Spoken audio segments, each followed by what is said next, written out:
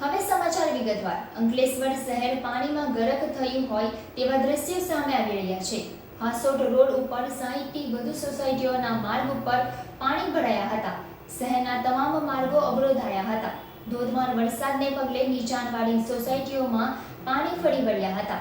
કેટલાક ઘરોમાં પણ પાણી ભરાતા રહીશો મુશ્કેલીમાં મુકાયા હતા।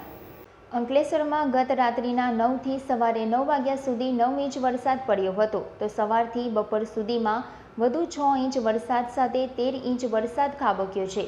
ગત રાત્રિથી શરૂ થયેલા ધોધમાર વરસાદને પગલે હાસોટ રોડ ઉપર આવેલા 50 થી વધુ સોસાયટીઓના મુખ્ય માર્ગો સહિત ઘરમાં પાણી ભરાઈ જતા રહીશો મુશ્કેલીમાં મુકાયા હતા। રહીશોને સોસાયટીઓની બહાર નીકળવું મુશ્કેલ બન્યું હતું। જો કે પ્રાંત અધિકારી B.A. જાડેજા, મામલતદાર કરણસિંહ રાજપૂત, નગરપાલિકાના કારોબારી અધ્યક્ષ નિલેશ પટેલ, ચીફ ઓફિસર કેશવ કોલડિયા, પાલિકાના અધિકારીઓ હાજર રહી પરિસ્થિતિ ઉપર નજર રાખી હતી। તેમજ પાલિકાની ટીમ દ્વારા યુદ્ધના ધોરણે સોસાયટીઓમાં ભરાયેલા પાણીના નિકાલની કામગીરી હાથ ધરી છે। અંકલેશ્વરના નવીનગરી વિસ્તારમાં પાણી ભરાવાના થતા સ્થાનિક વિફર્યા હતા ને પાલિકા કચેરી ખાતે હલ્લાબોલ કર્યો હતો। કોઈ ના મળતા તેઓ પરત ફર્યા હતા। આ ઉપરાંત ગાયત્રી મંદિર પાસે ઢીચણસામાં પાણી ભરાયા હતા, તો નિરાંતનગર વિસ્તારમાં પણ વરસાદી કાસ છલકાઈ ઉઠતા લોકોના ઘરોમાં પાણી ફરી વળ્યા હતા, તો રઘુવીર નગર, શ્રીનાથ પાર્ક, ગાયત્રી નગર સહિત આજુબાજુની સોસાયટીઓમાં પાણી ફરી વળ્યા હતા।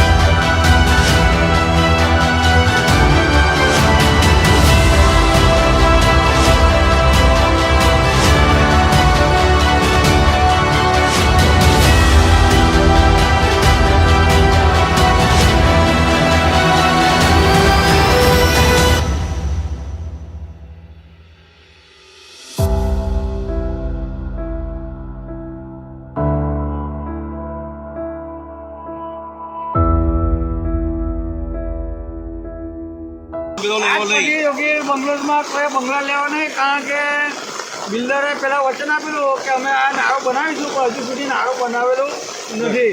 એટલે યોગી બંગલોઝમાં હવે પહેલાં તમે મકાન લેતા પહેલાં વિચાર કરજો।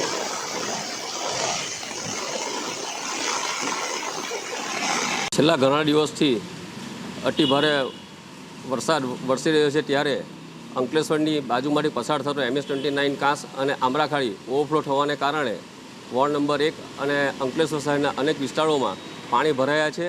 તો એના માટે અમે પાણીના નિકાલ માટેની વ્યવસ્થા કરી રહ્યા છીએ અને સંજયનગરમાં રિસ્ક્યુ ઓપરેશન કરી રહ્યા છીએ અને જ્યાં જરૂર પડે ત્યાં અમે ત્યાં જમવાની વ્યવસ્થા પણ તંત્ર દ્વારા કરવામાં આવી રહેલી છે।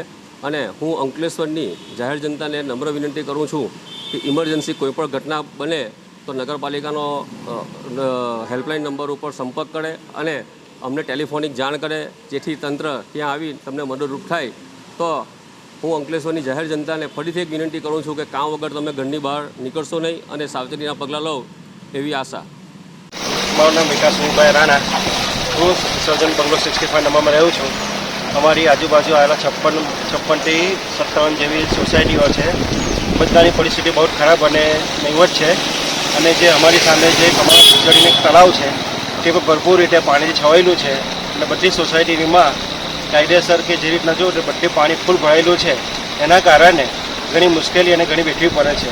મારું એટલું જણાવવામાં આવે છે કે આજુબાજુ જે સોસાયટીમાં જે ખારા બધું પડેલું છે તેમાં જો કોઈ વ્યક્તિ પડી બળી જાય તો હાનિ પહોંચે એવું શક્યતા લાગી રહેલી છે.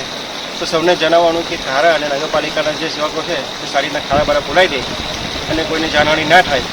અને બીજું એવું કહેવા માગું છું કે જો એમપીમાં ઘણો વરસાદ પડે તો અમારી પરિસ્થિતિ ઘણી બેકાર અને ઘણી ખરાબ થઈ જાય એવી શક્યતા રહી છે.